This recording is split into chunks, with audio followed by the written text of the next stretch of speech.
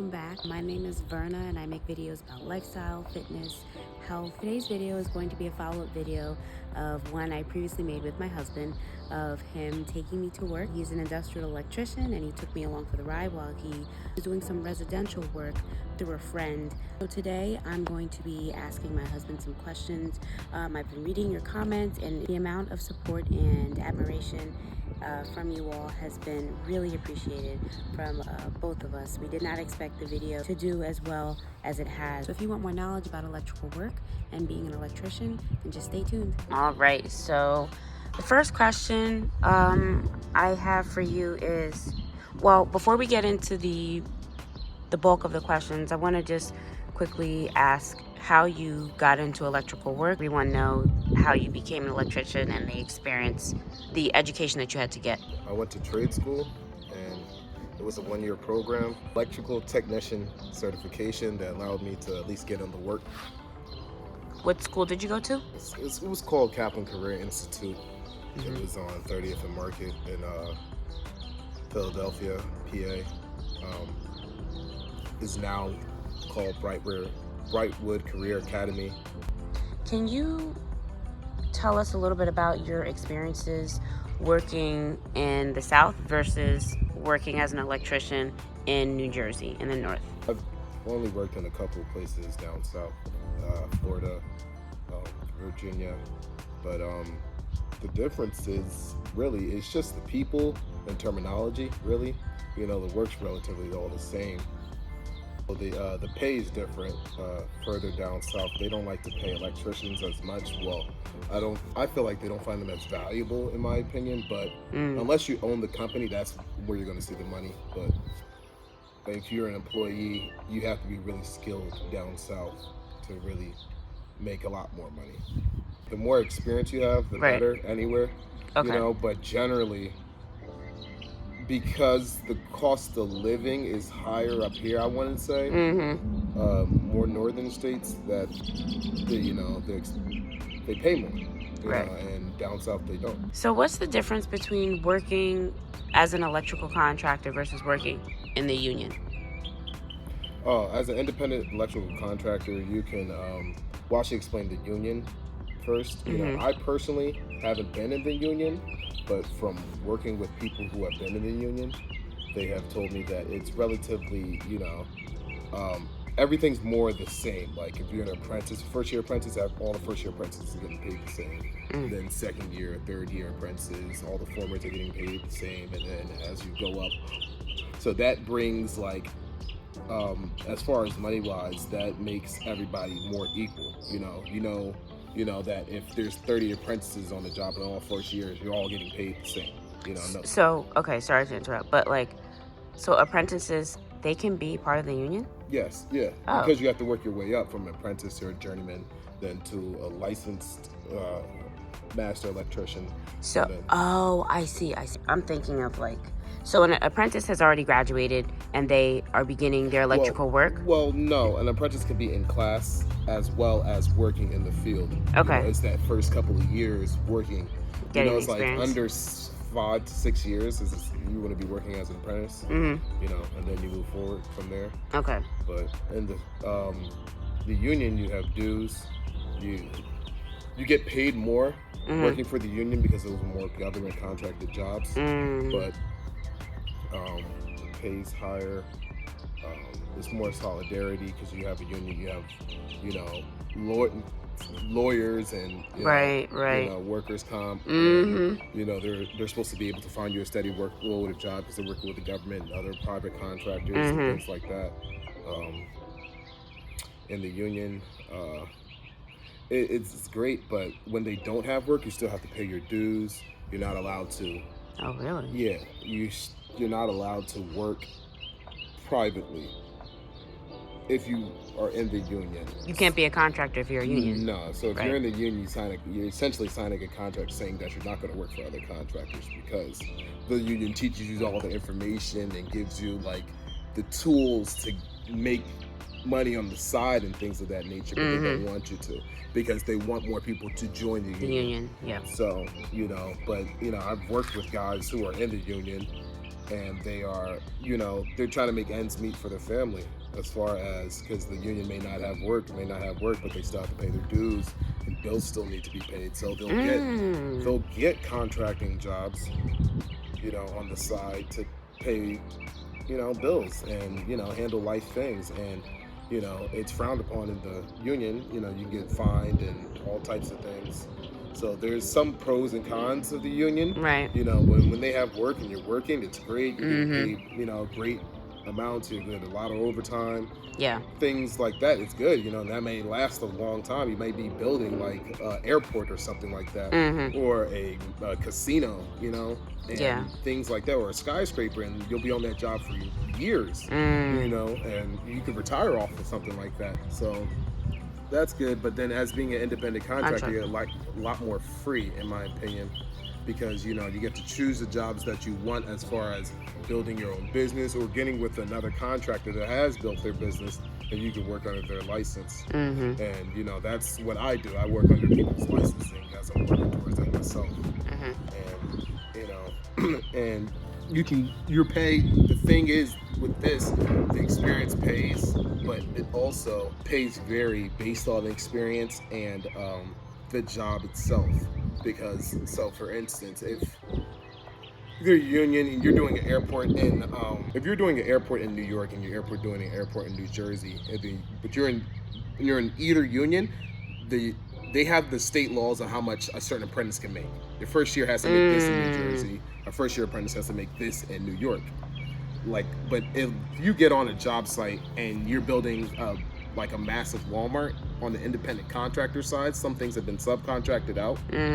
You won't be making like an apprentice rate that, like, on that job site, like for instance, an apprentice rate on the same job site may be more than journeyman's, because it's government contracted. You get what I'm saying? Yeah. So, I mean, it fluctuates, but it's good and bad on however you On like both it. sides, yeah. Yeah. It's So your being preference. an independent contractor is good, you know, because, you know, you can choose those jobs. You know, really find your niche. You know, as far as, because I worked for an independent contractor that did industrial conveyors, and industrial conveyor belts was what I specialized in for a matter of years.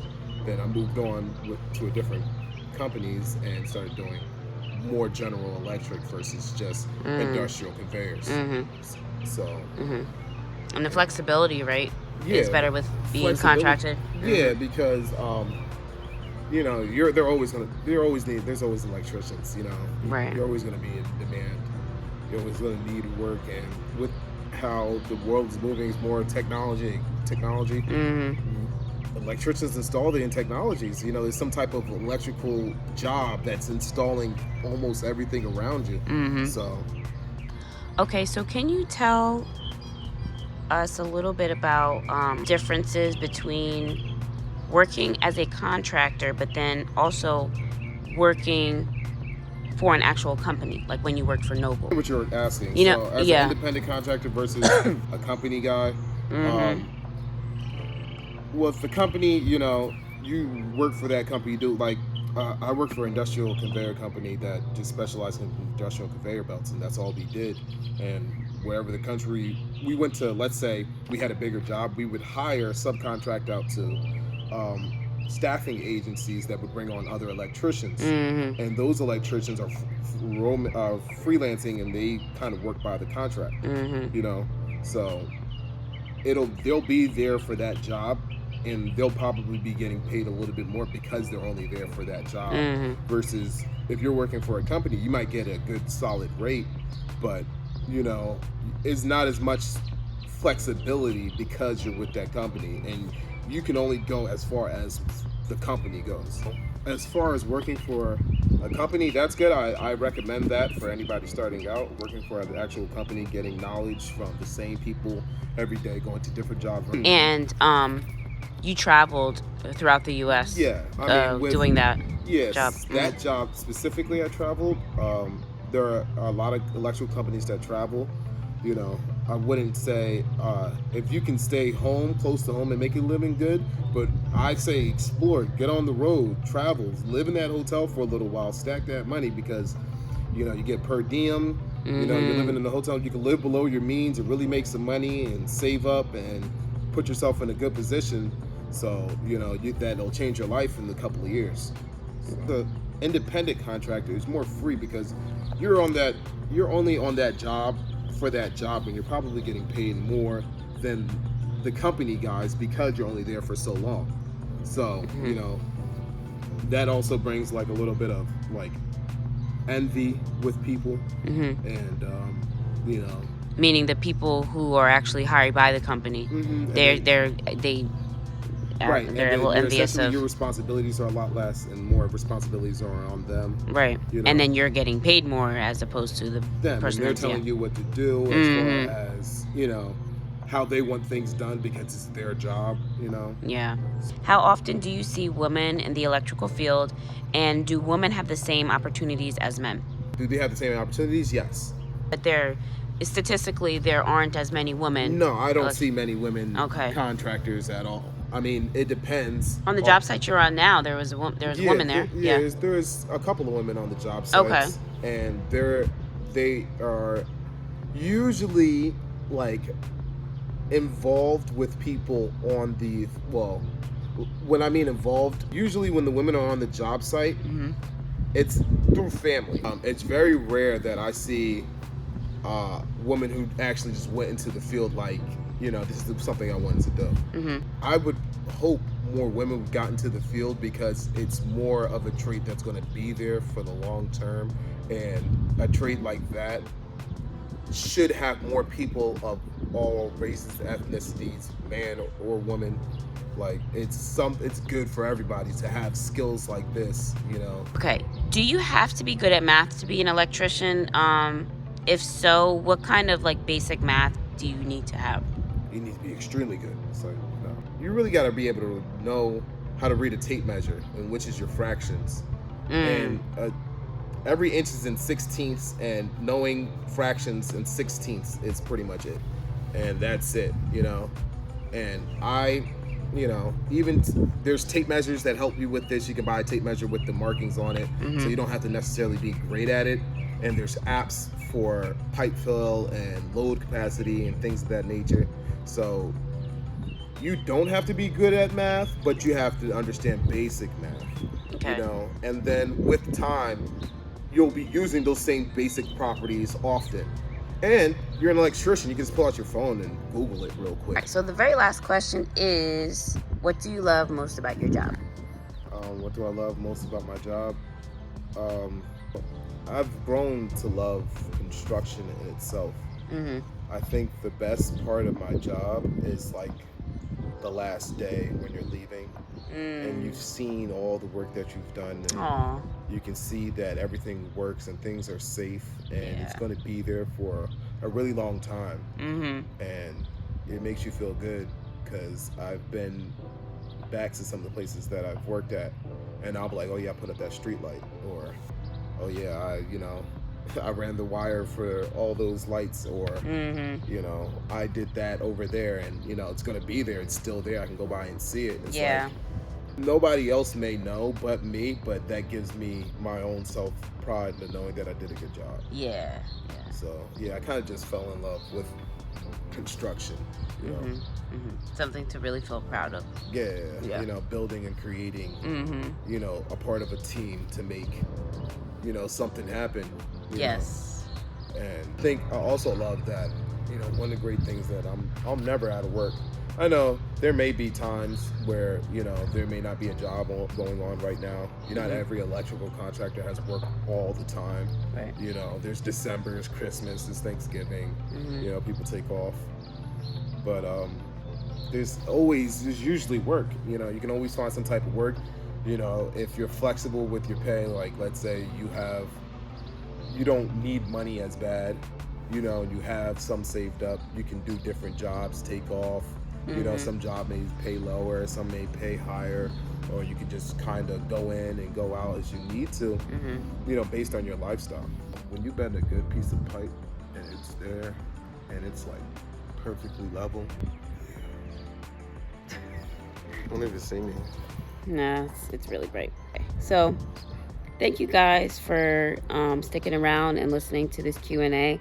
I hope that you found it very helpful. If you have any more questions, I'm sure Ethan will be more than happy to give you an answer, or he'll let me know, and then I can let you guys know in the comments. But thank you again for watching our initial video. It's really appreciated. The amount of support and respect that we got was really great, and made our hearts feel very full. So thank you. Is there anything that you want to say? No. Okay. Next time, guys. I'll see you in the next video. Bye, everyone.